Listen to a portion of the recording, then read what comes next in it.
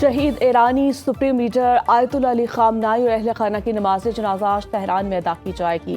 لاکھوں افراد شرکت کریں گے۔ شہید علی خامنائی کا آخری دیدار، ہر آنکھ اشک بار، پورا ایران سوگوار۔ تہران کے امام خمینی مصلی معلیٰ میں حرکت امیز مناظر، عظیم نماز گاہ کمپلیکس کے دروازے کھول دیے گئے۔ نماز جنازہ سے قبل آخری دیدار کے لیے سوگواروں کا جمع غفیر، لوگ کئی کلومیٹر پیدل چل کر آئے۔ ایرانی حکام کے مطابق 3 روز کے دوران الوداعی تقریب میں 2 کروڑ افراد کی شرکت متوقع ہے۔ ایرانی سپریم لیڈر آیت اللہ علی خامنائی 28 فروری کو امریکی اور اسرائیلی مشترکہ حملے میں شہید ہوئے۔ سیکیورٹی خدشات کے پیش نظر نئے سپریم لیڈر مجتبیٰ خامنائی اپنے والد کی نماز جنازہ میں شرکت نہیں کریں گے، جسد خاکی تہران سے قم، نجف اور پھر کربلا لے جایا جائے گا۔ ایرانی حکومت کا 8 جولائی کو ملک گیر یوم سوگ منانے کا اعلان۔ شہید رہبر معظم کی 9 جولائی کو مشہد میں حرم امام رضا میں تدفین ہوگی۔ ایران کے سپریم لیڈر شہید آیت اللہ سید علی خامنائی کے سفر آخرت کی تقریب میں شرکت کی۔ حکومت اور پاکستانی عوام کی جانب سے حکومت ایران اور بردار ایرانی عوام سے دلی تعزیت اور ہمدردی کا اظہار کیا۔ وزیراعظم شہباز شریف کا ایکس پر بیان، کہا شہید سپریم لیڈر کی بصیرت، مدبرانہ قیادت اور ایران سمیت پورے خطے میں ان کے گہرے اثرات کو آنے والی نسلیں ہمیشہ یاد رکھیں گی۔ ایرانی عوام کے ساتھ اظہار یکجہتی کے لیے میرے ساتھ اعلیٰ سطح کا وفد بھی موجود ہوگا۔ وفد میں نائب وزیر اعظم اسحاق ڈار، فیلڈ مارشل سید عاصم منیر شامل تھے۔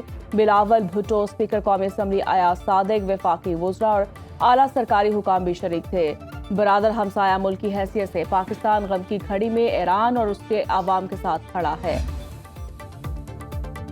ایران امریکہ مذاکرات کا اگلا دور 11 جولائی سے پاکستان میں شروع ہوگا۔ سعودی میڈیا العربیہ کے مطابق سابق ایرانی سپریم لیڈر آیت اللہ علی خامنائی کی آخری رسومات مکمل ہونے کے بعد بات چیت کا دور شروع ہوگا۔ مذاکرات میں ایران پر پابندیوں، منجمد اثاثوں سمیت جوہری پروگرام پر بات چیت کا امکان ہے۔ دونوں ممالک کے درمیان بالواسطہ مذاکرات بدھ کے روز دوحہ میں ہوئے تھے، جسے امریکی صدر کی جانب سے تعمیری قرار دیا گیا۔ ایران کے منجمد اثاثوں میں کچھ بحال کرنے پر اتفاق ہوا تھا، تاہم امریکہ نے ایرانی دعووں کی تردید کی تھی۔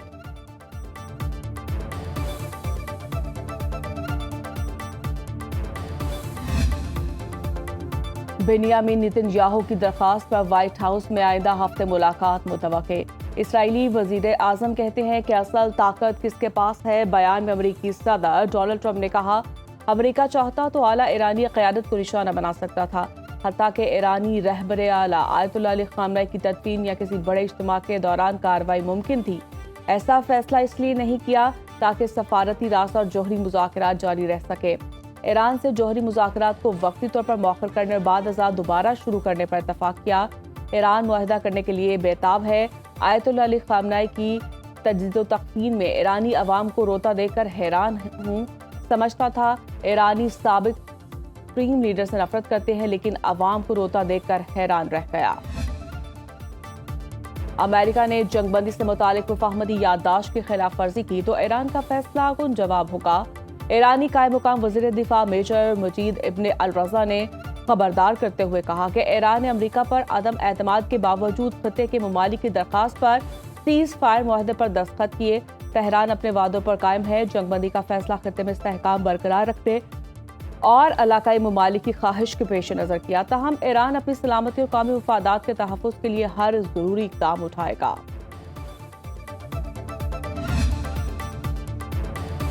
وزیر اعظم شہباز شریف کی یوم آزادی پر امریکی قوم کو مبارکباد، کہا دونوں ممالک کے درمیان 7 دہائیوں سے زائد پر محیط شراکت داری موجود ہے، جسے پاکستانی نژاد امریکی برادری کی گراں قدر خدمات نے مزید مضبوط بنایا۔ عالمی امن و سلامتی کے لیے پاکستان اور امریکہ ہمیشہ ایک دوسرے کے ساتھ کھڑے رہے۔ جنوبی ایشیا میں قیام امن کے لیے صدر ٹرمپ کے کردار کی تعریف۔ صدر آصف علی زرداری کا صدر ٹرمپ کو خط، یوم آزادی کی مبارکباد دی۔ صدر مملکت نے کہا مضبوط پاک امریکہ شراکت داری کا علاقائی امن اور سلامتی میں اہم کردار ہے۔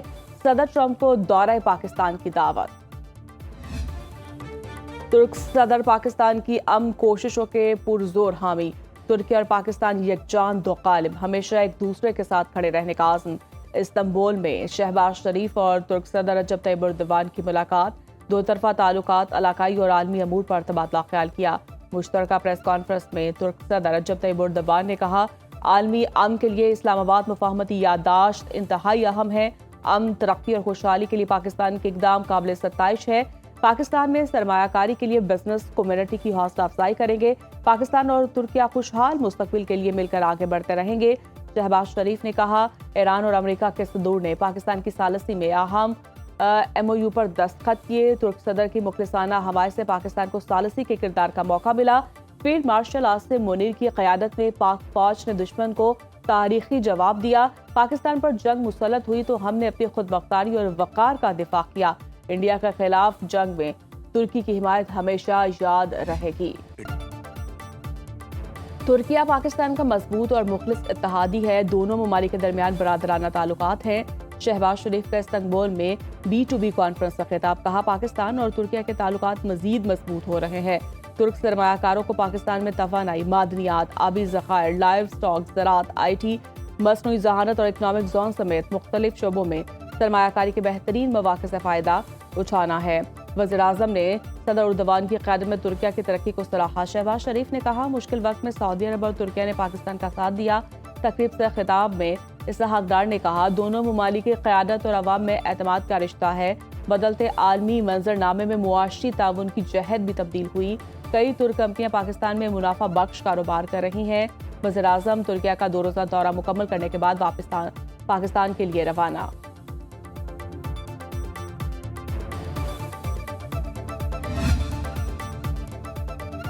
وہ شیر جس کی بہادری کی گواہی دشمن بھی دیے بغیر نہ رہ سکا۔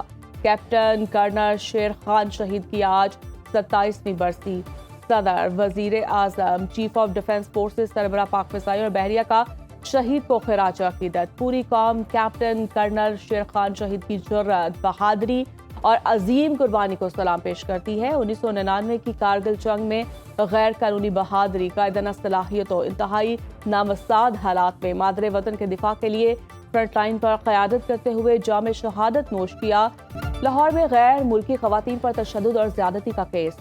پولیس نے مزید 3 ملزمان کو حراست میں لے لیا۔ متاثرہ خاتون کا میجسٹریٹ کے سامنے سنسنی خیز بیان۔ خاتون نے کہا، پہلی رات 4 لوگوں نے ہمیں باندھ کر تشدد کیا۔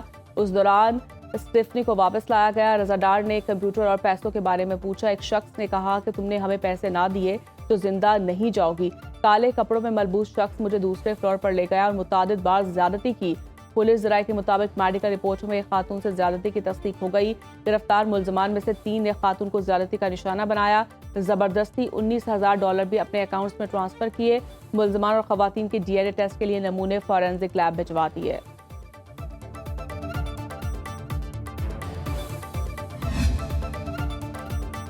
لاہور کے مختلف علاقوں میں کہیں ہلکی اور کہیں تیز بارش۔ گرمی کا زور ٹوٹ گیا۔ تھر پارکر کے مختلف علاقوں میں مانسون کی پہلی بارش۔ خضدار میں بارش کا پانی گھروں میں داخل۔ مکانات کو نقصان، فصلیں تباہ۔ مکان کی دیوار گرنے سے ایک شخص جاں بحق۔ محکمہ موسمیات کے مطابق اگلے 24 گھنٹوں میں ملک کے بیشتر علاقوں میں موسم گرم اور مرطوب رہے گا۔ کشمیر، گلگت بلتستان، بلائی خیبر پختونخوا اور شمال مشرقی پنجاب میں چند مقامات پر تیز ہواؤں اور گرج چمک کے ساتھ بارش کا امکان۔